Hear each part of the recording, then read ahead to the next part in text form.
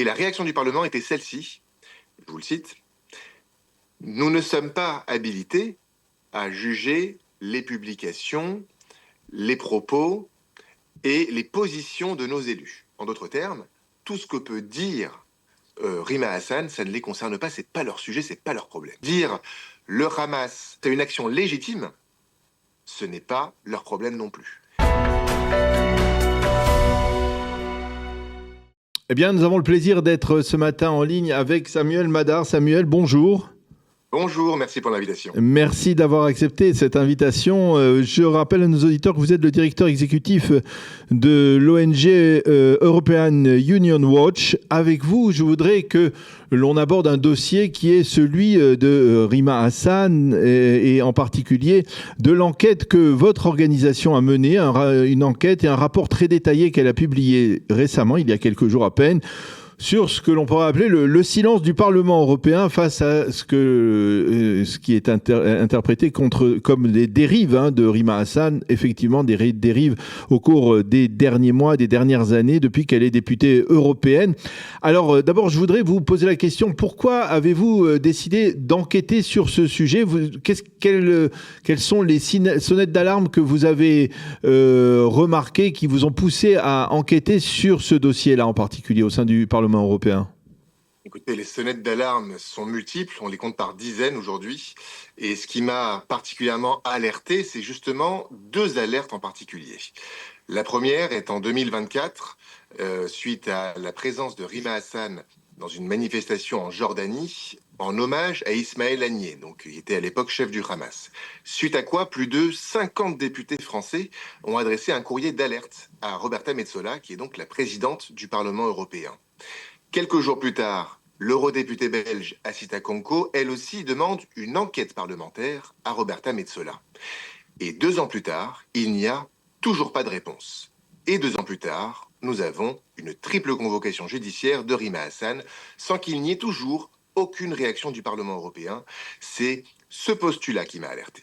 Alors effectivement, comment on explique ce silence du Parlement européen alors que dans le rapport que vous avez rédigé, il y a un précédent, on va dire, c'est le cas d'un député polonais qui s'appelle Braun, si je ne m'abuse, et qui lui a très rapidement suscité une réaction du Parlement européen après ses propres dérives de son côté.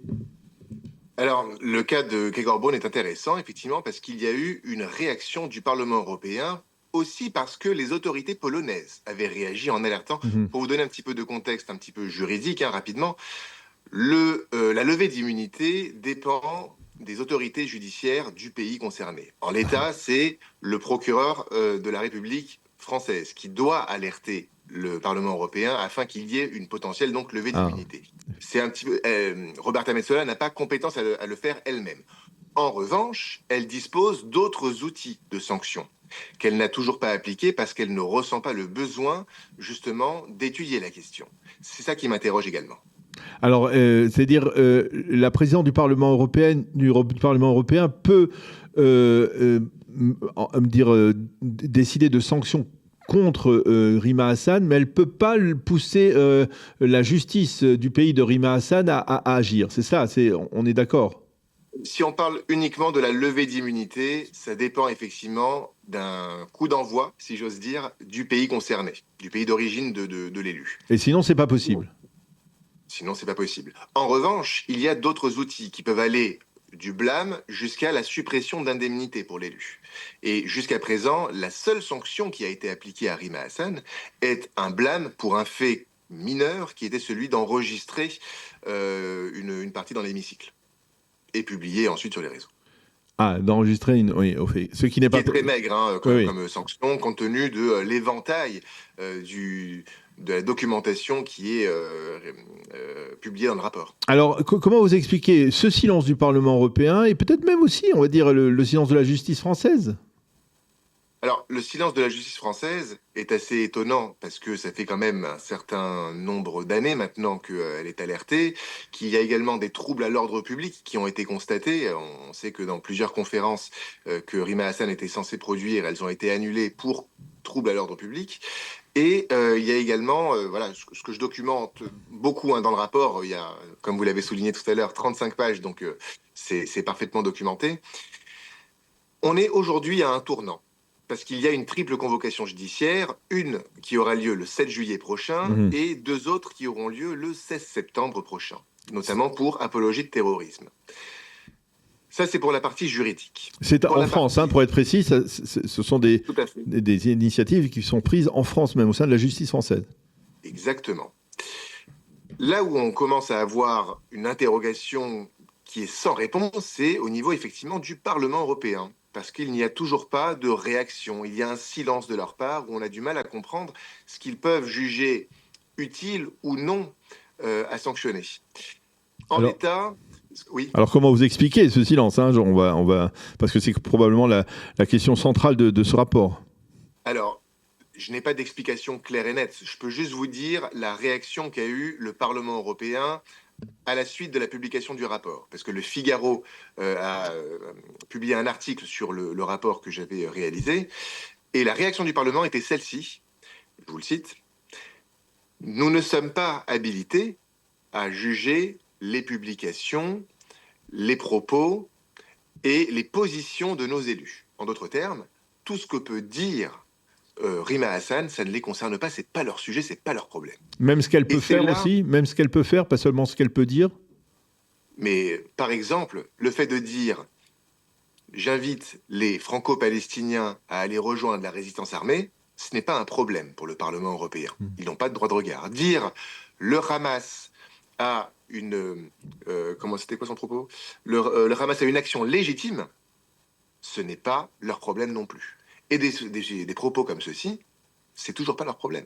Mhm. C'est là qu'on a du mal, si vous voulez, à saisir quelles peuvent être les lignes rouges du Parlement européen. C'est ça que je pointe dans ce rapport. Alors vous avez une réponse, vous, personnelle?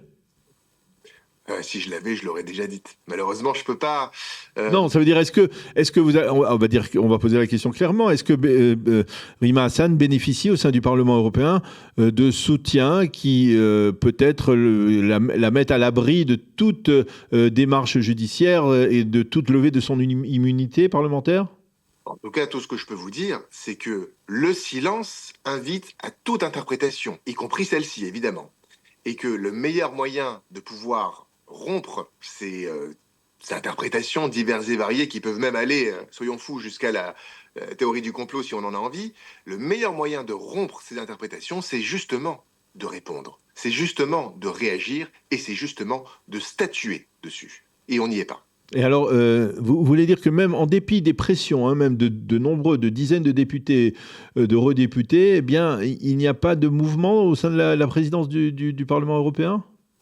Écoutez, en 2024, ce sont quand même plus de 50 députés français Mhm. qui ont adressé ce courrier à Roberta Metsola. Il n'y a jamais eu de réponse. Jamais. On ne parle pas d'un petit pays, hein, on parle de la France, qui est peut-être le plus grand pays d'Europe. Et il n'y a pas de réponse.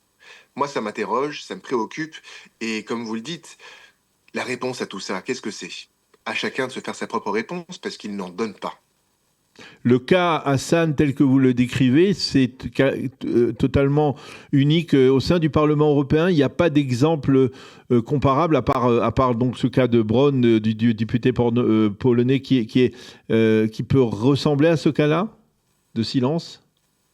Il y avait le cas d'un autre député, dont je vous retrouverai le nom un petit peu plus tard parce qu'il m'échappe, qui avait effectivement eu des sanctions. Et justement, la question, si vous voulez, c'est pourquoi est-ce que dans certains cas, le Parlement européen est capable de dire pourquoi il les sanctionne, et pourquoi dans d'autres cas, il est incapable de dire pourquoi il ne sanctionne pas. Il y a une sorte de deux poids, deux mesures qui est assez incompréhensible d'un point de vue légal. Quand je dis légal, j'essaie de vous dire que le Parlement européen n'est pas là pour se soustraire à la juridiction nationale.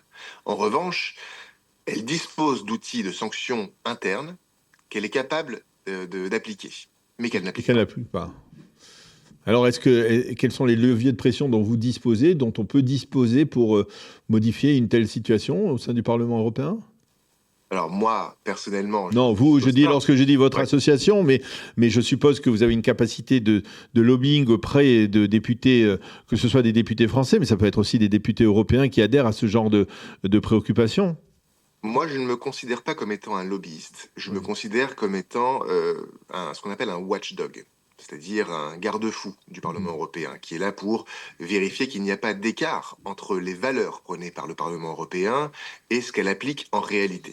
C'est pour ça que ce rapport existe. C'est justement pour pointer du doigt l'écart qu'il y a entre les valeurs qui sont prônées par le Parlement européen et l'application de ces valeurs qui manque cruellement aujourd'hui. Et vous n'avez pas de... C'est-à-dire, c'est embarrassant de dire qu'il y a des preuves, il y a un rapport détaillé comme le vôtre, et puis ça ne peut pas aller beaucoup plus loin parce que, eh bien, il n'y a pas de volonté de la part du Parlement européen, de son infrastructure, de poursuivre une enquête telle que vous l'avez menée auprès de Rima Hassan. Bah écoutez, à défaut de pointer du doigt le silence du Parlement européen, il en touche pardon, surtout l'impuissance du Parlement européen. C'est Oui, un aveu c'est d'impuissance, c'est vrai. un aveu de faiblesse. Donc j'ai du mal, si vous voulez, à comprendre à la fois le silence du Parlement européen et à la fois, en même temps, euh, cet aveu de faiblesse criant dans ce silence. Alors finalement, peut-être qu'au bout du compte, c'est lui donner trop d'importance à Rima Hassan que d'entamer tout ce type de démarche en sachant que finalement, peut-être que ça n'a pas d'impact véritable. Je dirais pas ça. Je dirais qu'il y a deux manières d'affronter cette situation. La première manière étant, nous aussi, d'être dans le silence et finalement de laisser un boulevard, une autoroute à Rima Hassan pour continuer de tenir ses propos. Et l'autre voie qui est celle justement de continuer d'alerter, de prévenir et de faire en sorte que ce qu'elles disent ne soit jamais accepté tant que ces propos ne sont pas acceptables, qui à mon sens ne sont toujours pas acceptables. Un dernier Et moi, je point, me maintiens dans cette deuxième partie. un dernier point, les audiences qui sont prévues en juillet, en septembre, elles peuvent aboutir à une condamnation quelconque? Tout à fait. Tout à fait. Et c'est là qu'on sera très vigilant, parce que si effectivement on arrive à avoir une condamnation pardon, de Rima Hassan, alors qu'attendra le procureur de la Oui, République pour enfin demander une levée d'immunité parlementaire? voilà.